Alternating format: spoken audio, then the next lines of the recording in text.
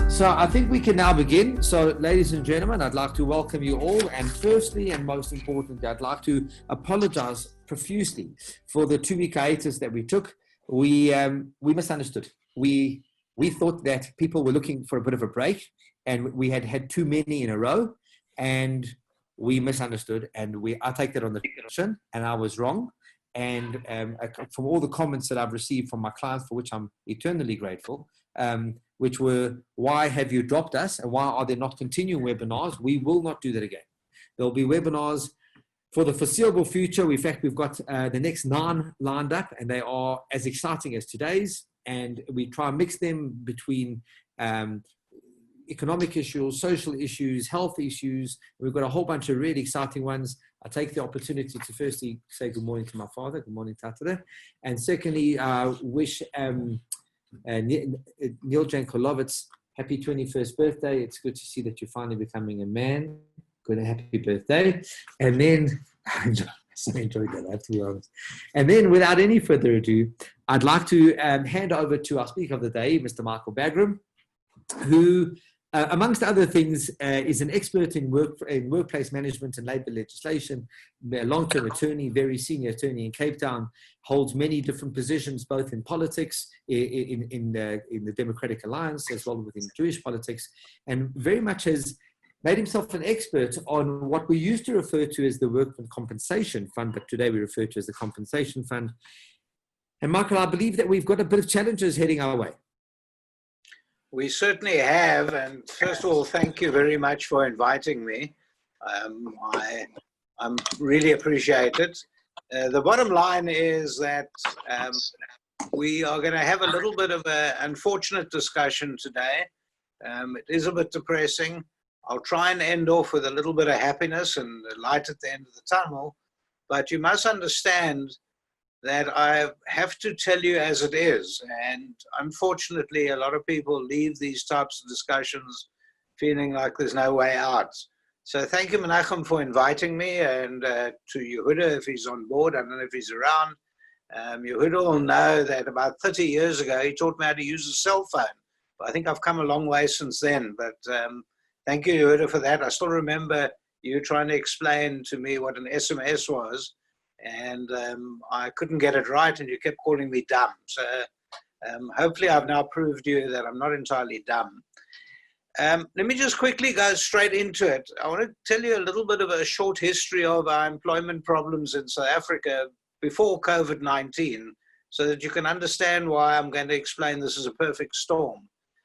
Before COVID-19, you will understand that we were approximately 10 million unemployed in this country. That's 10 million people who were actively looking for work, who couldn't find work for various reasons. We don't have to go into that, but we were the highest, percentage-wise, highest unemployment in the world. Why we never had an Arab Spring, I don't know, but it can be explained in a whole lot of factors. Those factors were the impossible labor regulations. It's often people quip that it's actually easier to get a divorce in South Africa than to dismiss someone, because with a divorce, it's a no-fault exercise. Dismissal, you actually bear the onus on trying to show that not only the procedure was correct, but the merits were correct. And so we have a real problem trying to dismiss people in this, but thank God for that, because it's kept me fully employed and I'm very happy with it. But meanwhile, it's been incredibly destructive to the business community. That was one of the things. And then obviously everyone knows about the impending junk status of almost everything in South Africa. So no one was expanding their businesses. We had electrical problems. People can't remember it, but we're going to have it back again. Already this week, we're starting to see it. We had water problems. We just recently, about 18 months ago, got the minimum wage. We lost another 1 million people because of the minimum wage legislation. And then, of course, union control over the politics has always been a problem. That might be easing a bit because the unions are losing a lot of their power. So if you look at that history of where before we come into COVID-19, we had major problems in the country with regard to employment. And in fact, it's a well-known fact across the world that employment in South Africa is too expensive, unproductive. and incredibly difficult to manage and basically to hire and fire. So it's a real problem.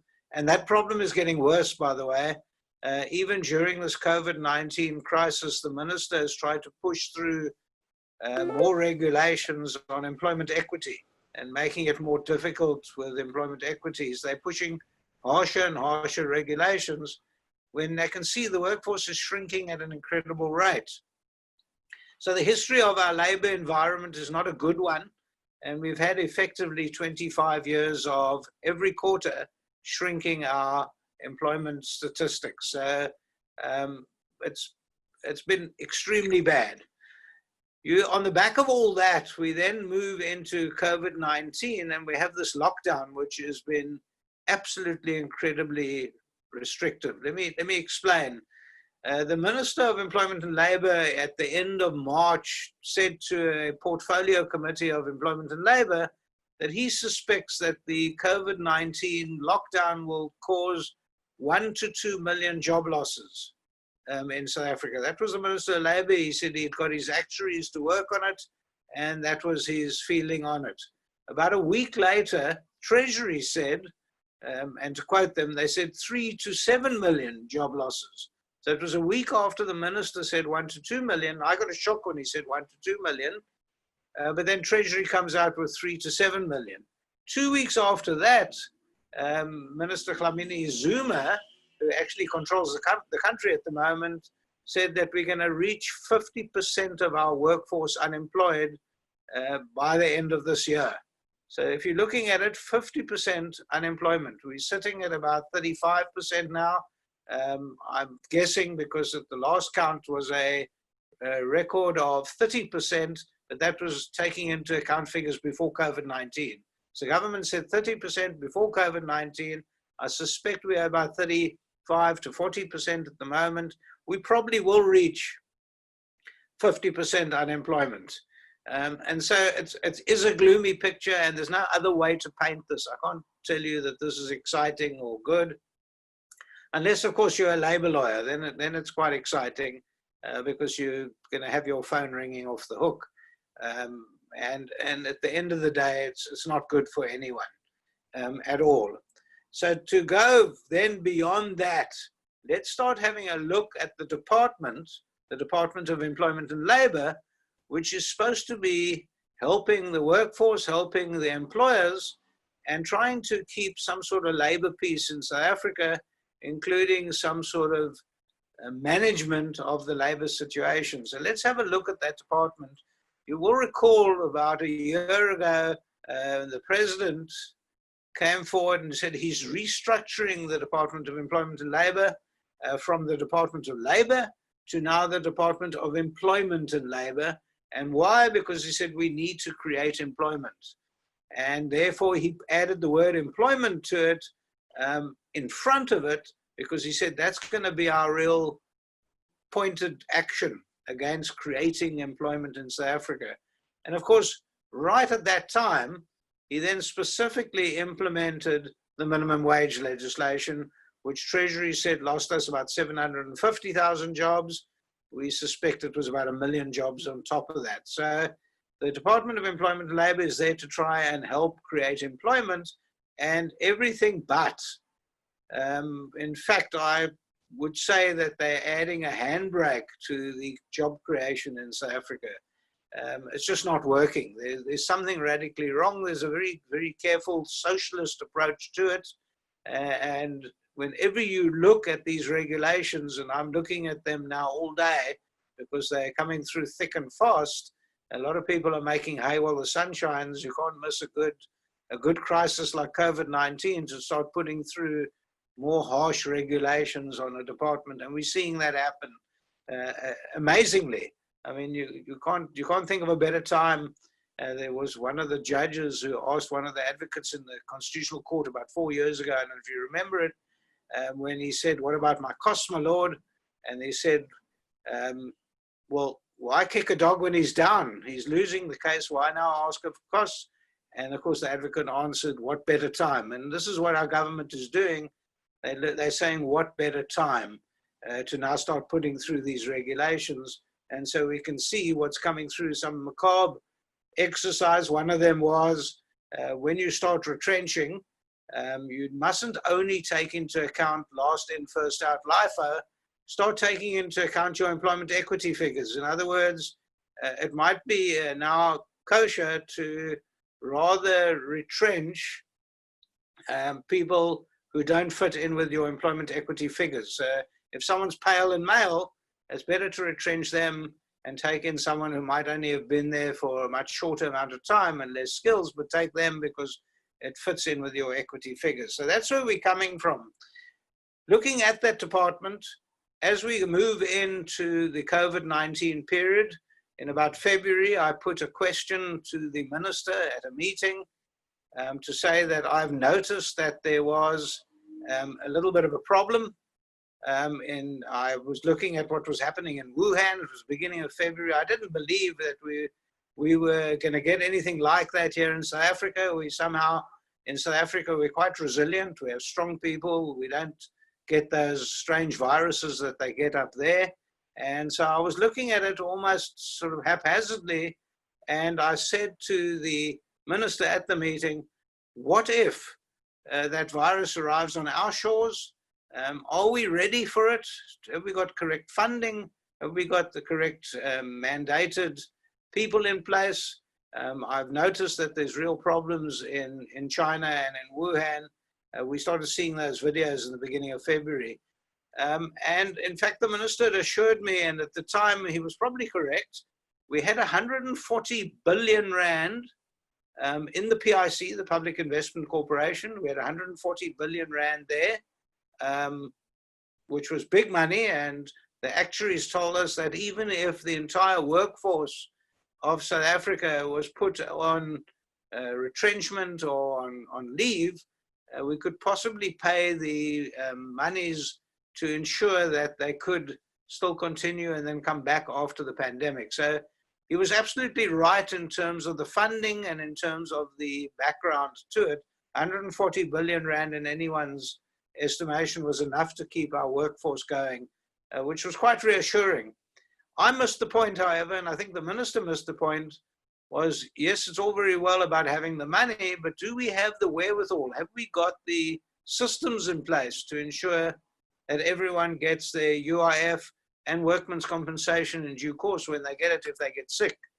And of course, that has already been answered for us as we sit here today, that the UIF did not have the systems in place. They did not have the ability, the manpower, the computer systems in place, because there are about 1 million people now in the workforce who haven't been paid their UIF. There's still people who, I get about 250 to 300 emails a day and have been receiving that for 3 months, just over 3 months.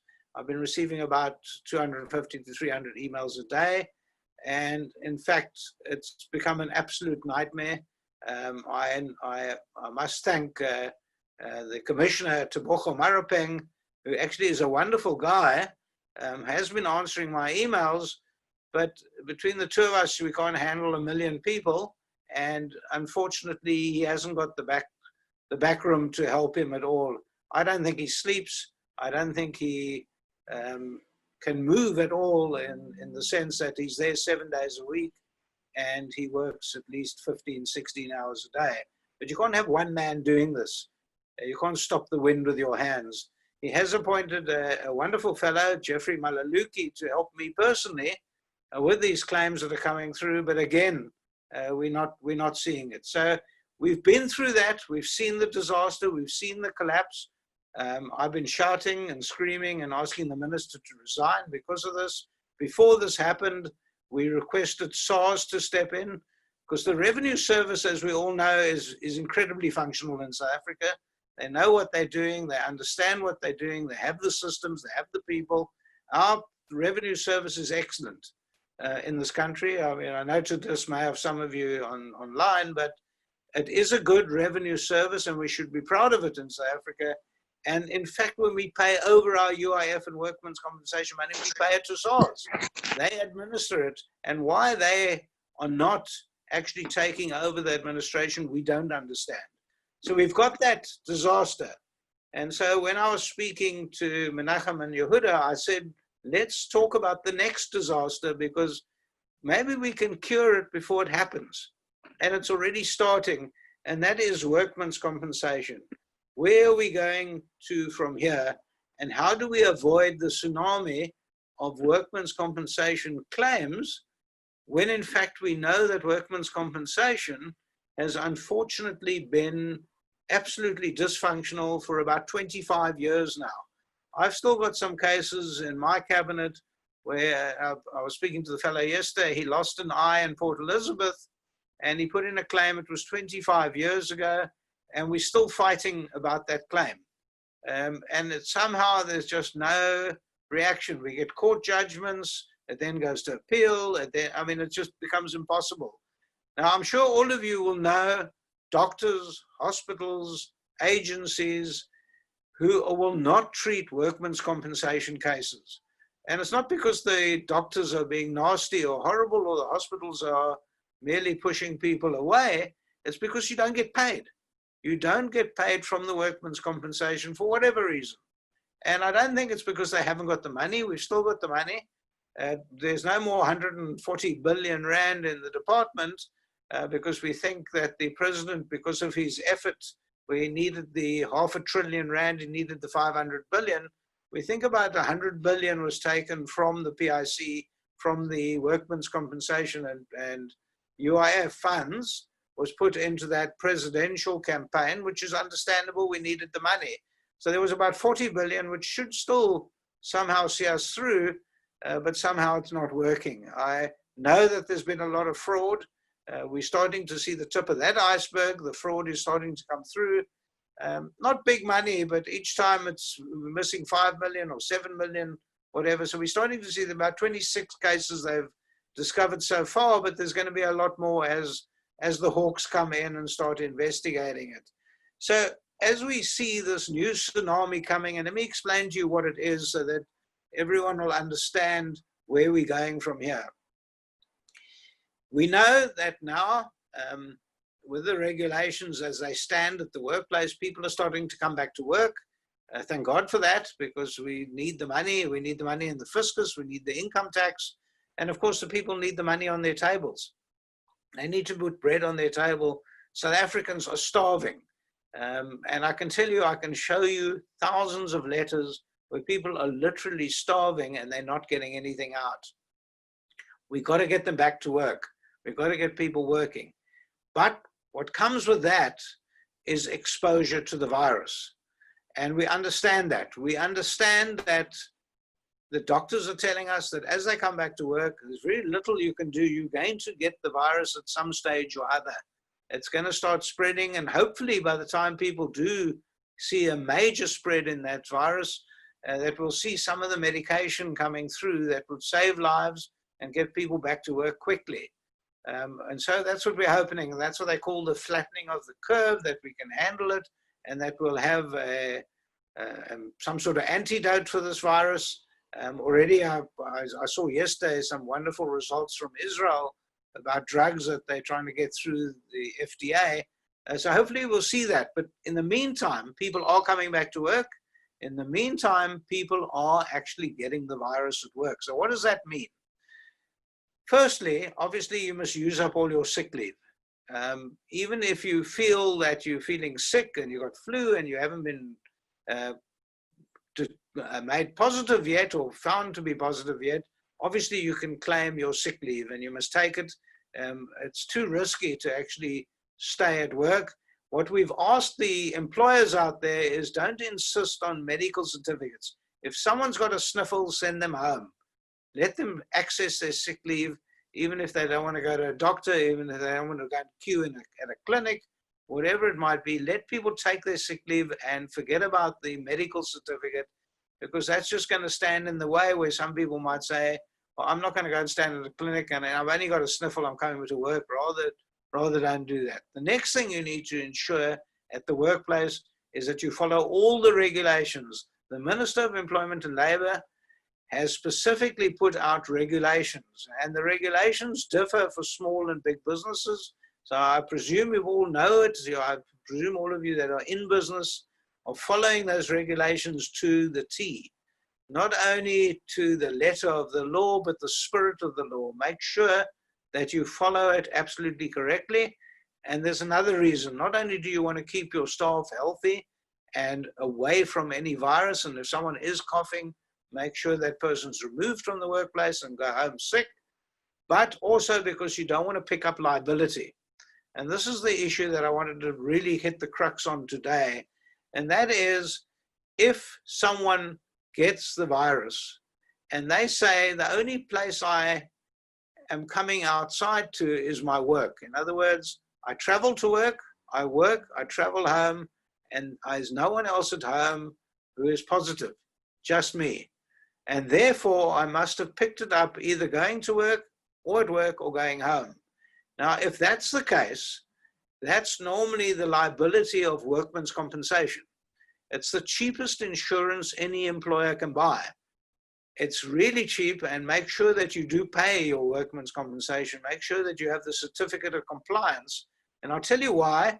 Because if someone's going to try and hold you liable because you have received or got yourself positive at work, you could have got a perfect defense, and that is you're registered for workman's compensation. That's government's problem, not mine.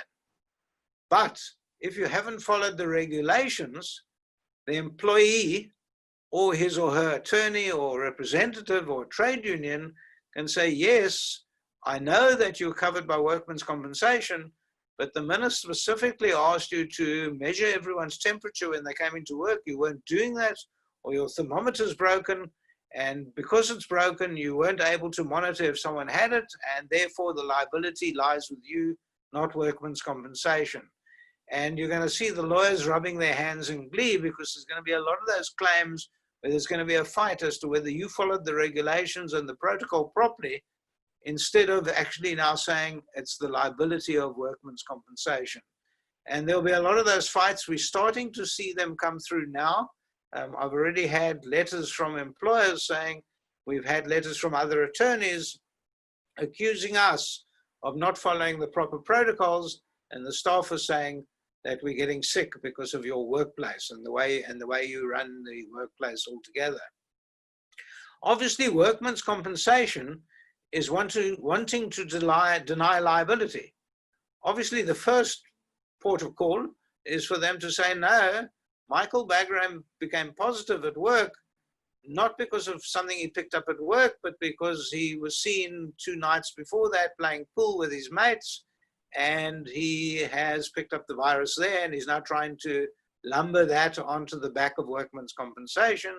So there will be those fights, but it is the incumbent on the employer to ensure that you complete the forms, that you report it to workman's compensation, you report it to the Department of Employment and Labor, and of course to the Department of Health. So you must do all that to ensure that you keep proper records of the whole exercise.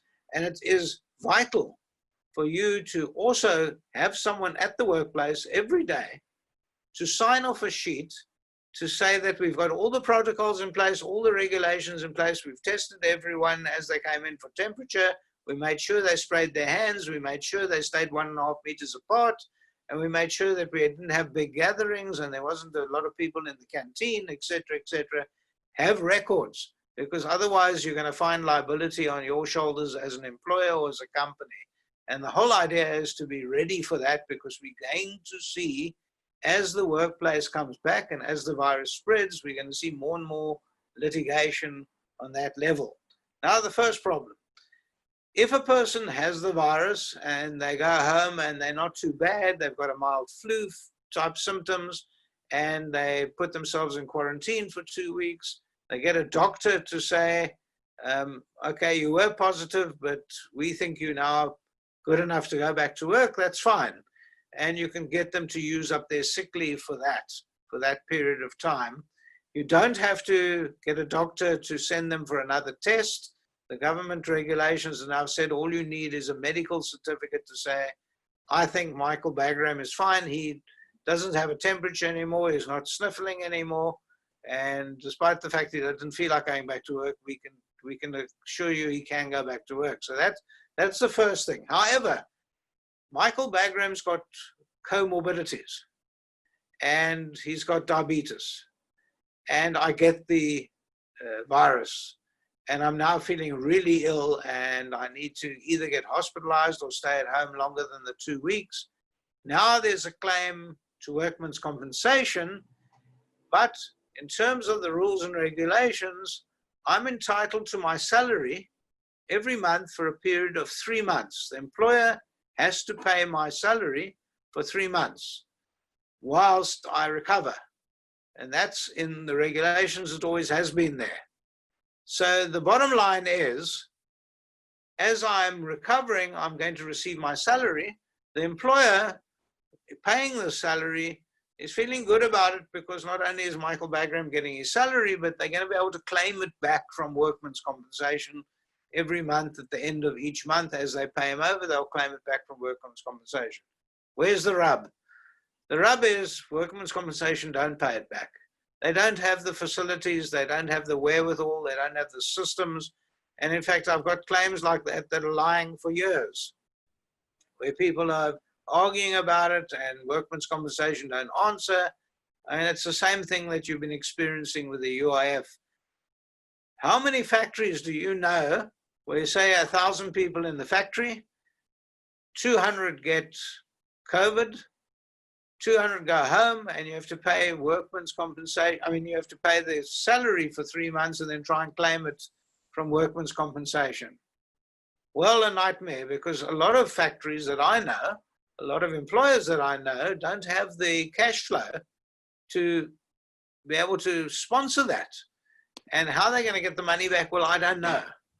So one of the ways in which I have been trying to engage the Commissioner of Workmen's Compensation, Mr. Mafata, is I'm saying let's turn to, the money's there, by the way. It's not the shortage of money.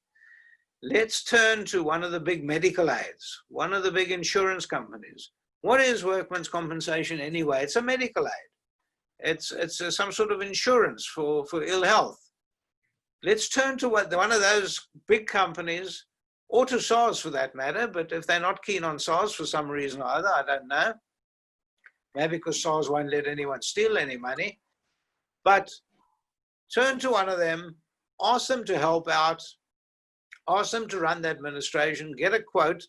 It's cheaper than the system that they've just bought, because workman's compensation has bought a new system, the SAP system. Well, I don't think anyone is able to work the thing. We used to have the system before was in Gleko, and please, I apologize for my pronunciation, but they scrapped the Gleko system and they've now put in the SAP one, which I don't think they're able to work at all, because I'm hearing from people across the board that they're just not getting any payments. This is before COVID-19. With COVID-19, what's going to happen is those claims are going to come in their thousands, absolutely in their thousands, over and above the normal claims of injury at work. Those are going to come in. So while they're coming in, I've said, let's see if we can avoid the disaster that we saw at the UIF. And let's go to, I'm not going to name any of the big medical aids, but I have spoken to 2 of the big medical aids, and they both said we could handle it with both our hands behind our back. There's no problem. There's no issue there. We've got the systems in place. We've got the computer systems available, and we can do it at almost next to nothing. We can handle those claims, get them paid out, and make sure there's no fraud in the system. So that discussion should be taking place right now. And we should be seeing the Department of Employment and Labor look at what happened with UIF and say, how do we avoid that when we start having the claims coming through workman's compensation? And if we avoid that, we will have a workforce that's a lot happier and a lot easier, and we'll have less bankruptcies of the smaller companies. Because can you imagine a small company got 10 people, 3 go off because they're positive, and you've got to pay them 3 months' salary. You let me know whether they're going to survive through that. They probably won't. So we're going to see that the regulations stymieing the problem of the claims being paid. What about the issue? There's one other little issue, and I thought I just wanted to touch on that today. What about the issue of someone who got him working at home or her working at home? Are you still liable for workman's compensation? Is the home place now the workplace? If the home place is not conducive to work like it is, who's liable for injury at home? Let's say you're at home and you got the office chair, you've taken that home. I've just had an interesting query from someone saying people want to be reimbursed for a bad back because they're working at the computer all the time and the office didn't offer them a proper ergonomic chair. They now got a bad back, and who do they claim from? And can you send the office chair around? But let's say you send the office chair around, lean back on the chair, you fall over, you hurt your back. Who becomes liable for that? And we're seeing a large part of the workforce actually working from home. I'm sure most of us sitting here on this webinar now are working from home, and who's responsible? Are you still covered? These are questions that are not fully covered at the moment, and we're going to see a lot of litigation there. And obviously, the regulations, protocols, etc. You can't monitor what's going on at your employee's home. So you can't say that you are social distancing at home and that you're following all the monitoring over there, and whilst you're busy on your computer at home, you're doing everything that you have to do.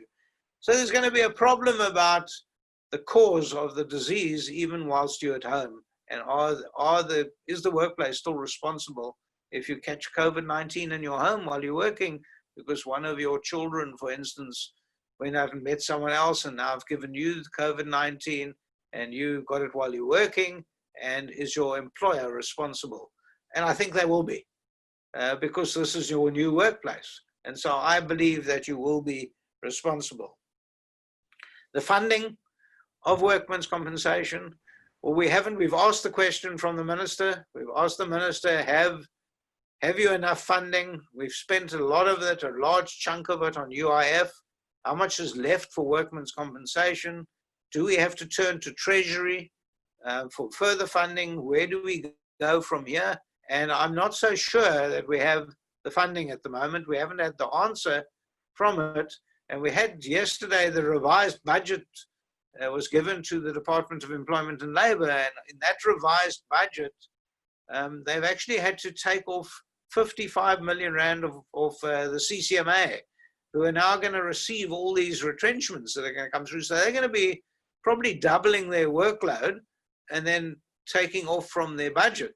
So it doesn't make sense. It's madness, but there you have it. So I'm not so sure there is enough money to go around to pay for all the injuries that are going to take place. When I talk about injuries, people getting positive COVID-19, is that money there, and will they be paying the employers the salaries that they have to pay over and then try and claim back?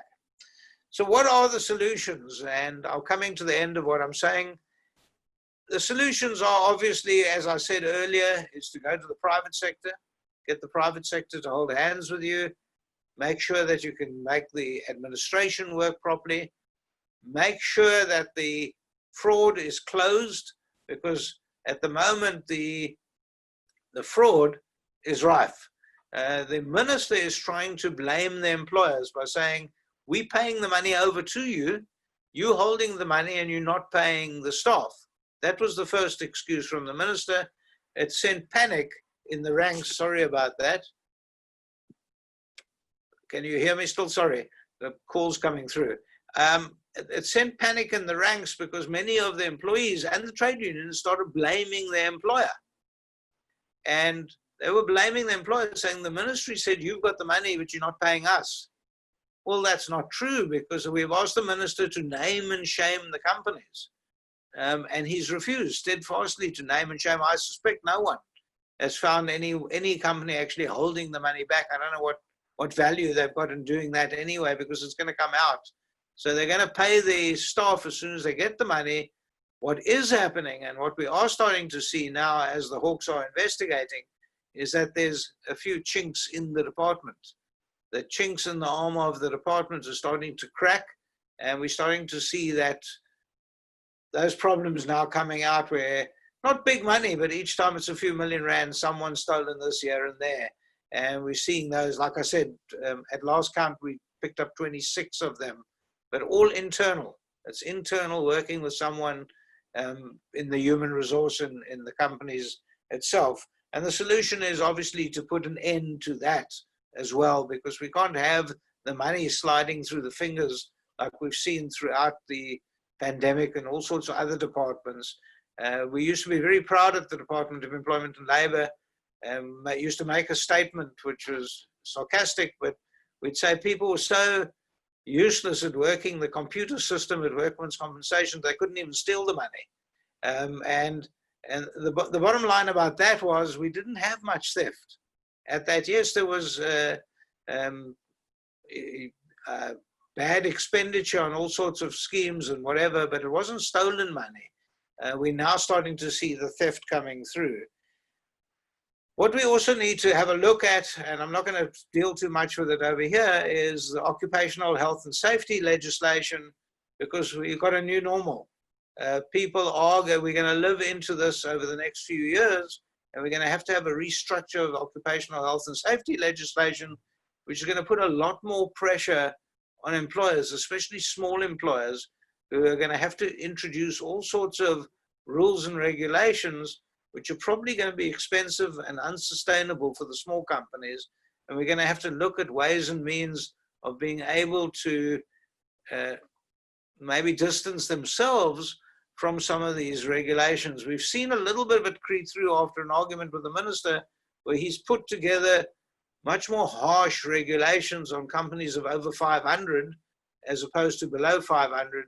But we're going to have to start looking and saying to the minister, if you start tightening up on occupational health and safety, you're going to have to give some sort of leeway to companies employing under 100 people, because it's going to make it impossible to continue. So thank you for listening to me today. I am happy to answer some questions. I'm sorry I've spoken so long. I wasn't able to handle everything, but I suppose most things I wanted to touch on. So Menachem, over to you. And if anyone has anything pressing, I'm happy to answer by email if anyone's got any questions. And I am running an email service helping people with their UIF if their staff has still not been paid. Do you have a few moments now to answer some questions that have come through? Yes, yeah. Oh, fantastic. Thanks so much. Oh, okay, wonderful. So I've got quite a few questions over here, and we'll go for as long as you've got time. We normally finish at around 11 o'clock. So let's see if we can get through them. Ladies and gentlemen, before I go into the questions, just to remind you that the chat function, which is at the bottom over there, allows you to send either to your advisor or to everybody or to me specifically any questions that you might have.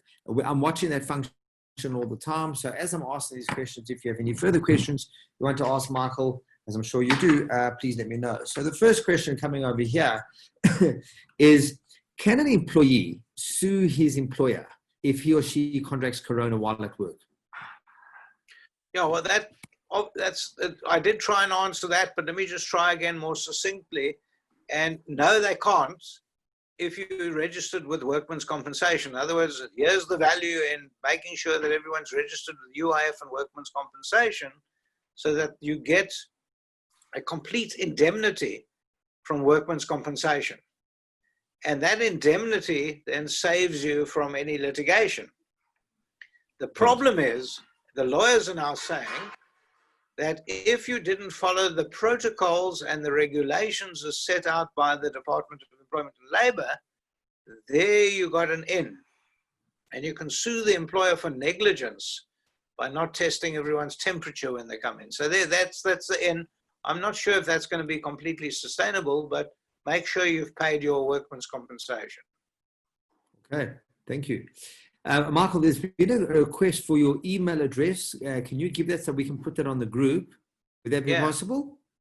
Yeah, Michael, my first name, Michael, at Bagraims, which is the name of the firm, Bagraims, M for Mary, S for sugar, .co.za. Thank you. Thank you very much. I've just posted it. I made a mistake and I posted it to the wrong person. But private one. No, I just put it on a private group instead of a group. It's all good. It's all good. No okay, so here's the next question, if you don't mind. I think, quite a difficult one. It says, with people working from home now, and this becoming potentially the new norm, office is becoming more of us working from home than working from the office into the future, would the structure of workman's comp or the compensation fund have to change to accommodate that? I think it will have to. I attended a meeting yesterday on Zoom, mind you, with the Minister and the Director General, which was a very interesting meeting because I asked that very question.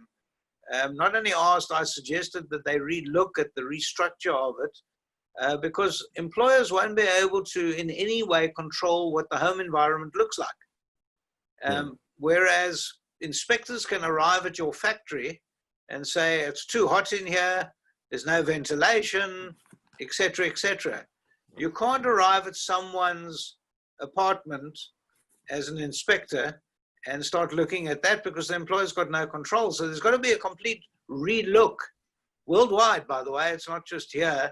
I was speaking to a colleague of mine in Tel Aviv who said it's a real problem there because obviously some people are living in unfortunate circumstances, both here and in Israel, where you can't socially distance and you can't, I mean, there are too many people living in one apartment, etc., etc.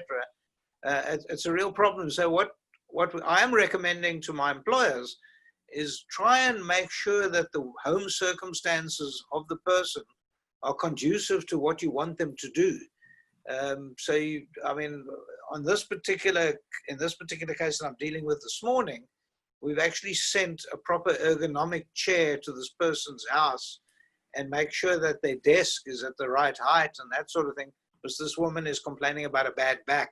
She is working 10 hours a day. She's working like a Trojan, and she does have a bad back. And are we responsible? Yes. And I said, we better make sure that we've got a proper desk and a proper chair, which will be sorted out this morning. Thank you. There are so many questions, and they're coming through thick and fast. I'm going to try to get through them. Have the unions assisted their members during this period by suspending the membership subscriptions? Have the union leaders taken a cut in salary? In other words, have the unions been anything more than, let me not say that. Have the unions done their job? That's the question. Okay, many years ago, I had to go to the army and I asked a question of one of the generals as to when all the lawyers were going to get their posting. And he looked at me and he said, "Kak vraag volgende." So I must tell you. Are we going with kak vraag? I must just tell you, it is a valid question. And it's a question that unfortunately I have to answer in the negative. They're missing in action. Their people, their members are suffering. But you cannot believe some of the emails I'm receiving from across the country, from the most poor area to the wealthiest area. Across the country, people are writing and saying their employees are suffering badly, and we can't get hold of the union to get hold of the department to say, jack yourselves up. And they have been missing in action. I have asked this of COSATU, and they've refused to answer me. They always answer my letters. They've refused to answer me. I'm not sure why, but no one's available. I, for one, am answering the most horrific questions from people across the board.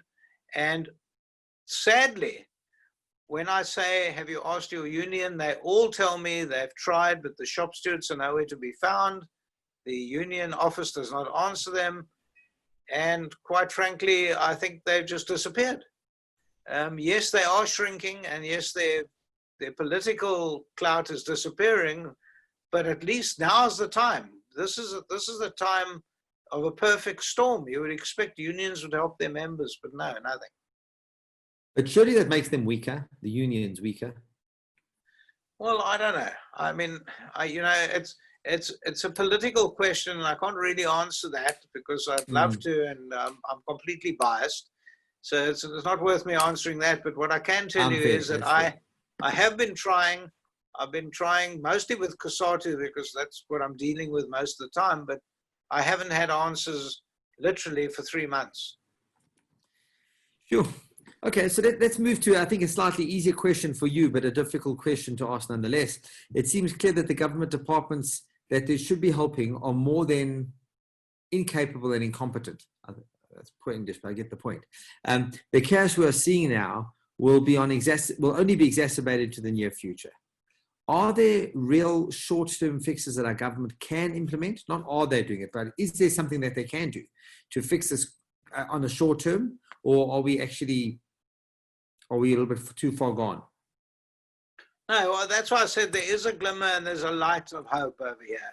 Because I know, and I've spoken to 2 large medical aides, they're happy to step in immediately and make sure it's administrative problems.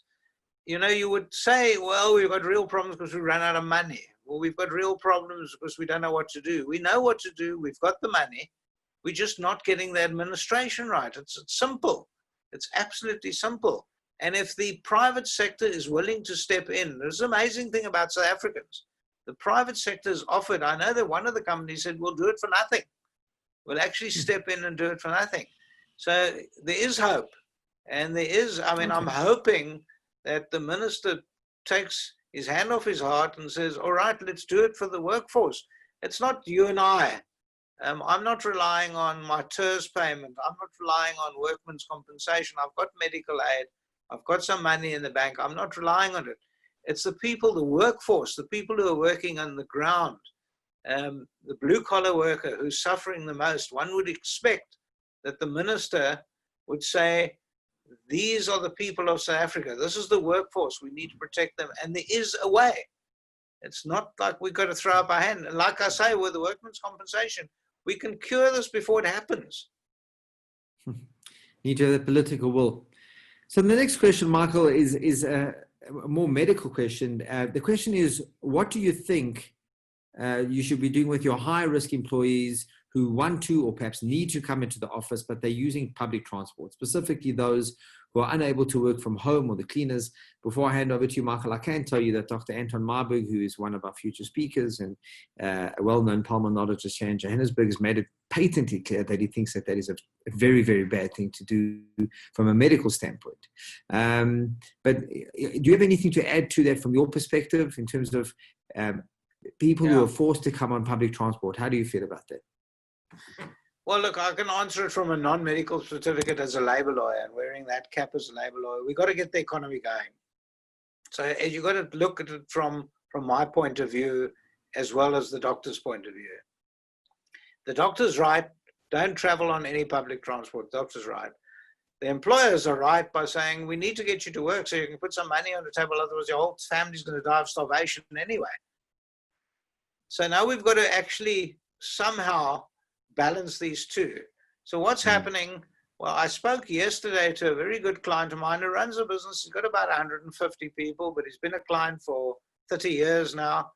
And I've said to him, might be the time now to buy 2 large vehicles to have constantly, because he's now got his staff on 4 shifts, to constantly drive up and down in those vehicles and get people, the key people, to come in.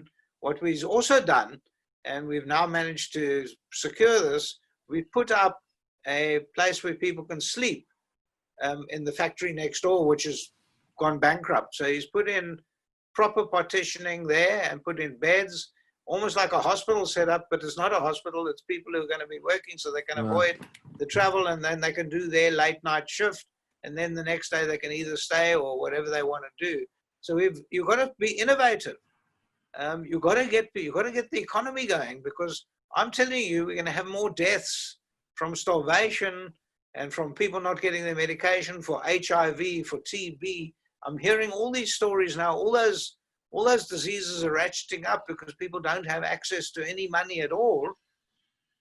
If we don't get the economy going, I think COVID-19 will be a minor problem in this country. Compared to what's coming. So on that, the next question is actually entitled Resetting the Economy. So the question is, what is Michael's views on the resetting the economy? While those of us in the knowledge economy are working remotely, that's actually people like you and I working remotely and seem able to do so for a long time to come. While those in industry, or those are the mostly lower skilled workers are employed or laid off, furloughed or retrenched. How do you see the post-COVID economy in SA taking form? And is it even viable or likely or even possible for the ANC to shift their policies to support a more knowledge-based economy? And on that, Michael, I'm going to ask you, and I do understand that you're part of the DA, but you're also a long-term veteran of South African politics and of South African labor law. And so the question over here is not whether we are fond of the ANC or not fond of the ANC. It's not whether they have done a good job until now or they haven't done a good job. The question is, it's whether it's possible for them politically to shift their policies to a more, to a less liberal, more capitalistic type society and remain in power. Can it be done? I think it can, but I must just correct you on one thing then where I disagree with you. It's How dare you? We're not going to we're not going to move into a knowledge-based economy anytime soon. And we're not moving into the fourth industrial revolution anytime soon. What we need to do in this country, and I think the ANC has recognized it, and they will remain in power. Never mind me being a member of the DA. The next elections, we will have an ANC government. Let's face it, let's be practical. What they need to do is we need to get small business released from the regulatory authority. We need to get small businesses going because they're the ones that employ people. The small business are the ones that take the blue collar worker into account. Small business is going to be our future in this country for at least the next decade. And we need to get the blue collar worker working again. I believe the ANC have recognized that. I must tell you, we've got a most wonderful, and a lot of people disagree with me, but most wonderful Minister of Finance. He is a great guy. Tito Mboweni, in his, he put together a paper, I think it was about 2 months ago. I don't know if you remember his paper. He put together a paper which had some actually fantastic ideas. One small idea I'll touch on in the time that we've got is to say that he had asked for the bargaining councils. Now, many people on this webinar won't know what that is, but the bargaining councils release the extension to small business, so that small business is not bound by the regulations of the bargaining councils, which is set by big business. And that was Tito Mboweni. So he is leading the way. He hasn't got all that much support within the ANC, but he is leading the way to a restructure on what you're talking about. In other words, let's go back to a proper economy. Capitalism, unfortunately, is the only thing that's working at the moment. I don't think socialism is going to work through this, but let's ensure that we go back. There's a document called the National Development Plan, was set out by Trevor Manuel initially and supported by the ANC, and is still endorsed by the ANC. It's not a bad plan. The National Development Plan can work. We have to update it yet, and we have to obviously get someone like Tito Mboweni to have a look at it with his team to start restructuring it. But I think we've got a great future if we look to that. So politics aside, you and I are both in this boat, South Africa. If a leak happens in the ANC, or if the leak happens in the DA, or a leak happens elsewhere, the boat's going down. So we don't want that boat to go down. We want to ensure that it doesn't. There was that wonderful speech that was supposed to be made by JFK just before he was assassinated, which was released after his assassination. He never got to make the speech. But in the speech, he referred to the fact that never mind the party, we have to do what's good for the country. And I'm talking like that now, where we need to, I'd be much happier if everyone had a job. I don't care who they vote for and who they support. Makes absolutely no difference. If they got a job, then we're going to have less crime, we're going to have less violence, etc., etc. So let's get people back to work. Wow. So, Michael, let me ask you, we've got 2 minutes. Do you have time for one more question? It's a contentious question. Yeah. I love it. I love this question. So we've spoken positively, and we've spoken about how bad the situation is, how relatively easy remediable it is. That's not the correct word. It is. But what happens if we don't? So we have rising unemployment. We've gone from 20 to over 30% over the last few months. It's only going to rise and get worse from here as insolvencies climb. The world is not in a great stage from that perspective. But what do you see as, do you see South Africa eventually descending into a potential chaos, the Arab Spring type uprising? I mean, obviously it's a possibility, I'm not going to ask you, is it possible? Because obviously it's possible. My question is whether it's likely or not. And do you see on the South African political horizon, this is, I think, the question I really want to ask you, do we have a JFK here? Do we have a person who is respected across the board by all the different political factions and race factions and whatever else? Someone who can stand up, be counted, and lead us out of where we are? Well, of course I do. I think so. I mean, I'm here to stay. I'm not planning to move. Maybe I'm too old and too poor, but I'm not planning to leave. I actually do see a decent, I don't see an Arab Spring. I'm hoping I'm absolutely right that we don't see that Arab Spring. When I must tell you, I sat in that speech when Tito Mboweni gave it, when he was presenting his new plan. And I thought, this is a guy that most of South Africa can align behind him. And there are a few people like that are telling us that this could happen. We could look for a new beginning. Not this new dawn that came, it looked like a desperately sad sunset, but a proper new beginning where someone is looking at the National Development Plan, saying, let's restructure it and let's move together. I think there could be a complete rehash of politics in this country. And yes, we could have a new type of JFK. Whether we can identify an individual, I don't know. Because as you know, I'm sitting very much with blinkers on where I'm sitting in the parliament. So it's very difficult for me to say, but I'm hearing this. I talk every day to ANC backbenchers, especially those who are sitting on our Labour portfolio. And I ran a tutorial. I have been running up until just before COVID with some of the backbenchers of the ANC, of the IFP, etc., on our labour laws, because we're busy changing labour laws if people haven't read the labour legislation, which sounds a bit odd, but that's the reality. So I said, let's run a tutorial before each portfolio meeting, and we can discuss some of the labour laws and then discuss the possible change. And some of these, they're all ladies, and they're all in their sort of 30s and 40s, young backbenchers, want change. They want to see the country survive.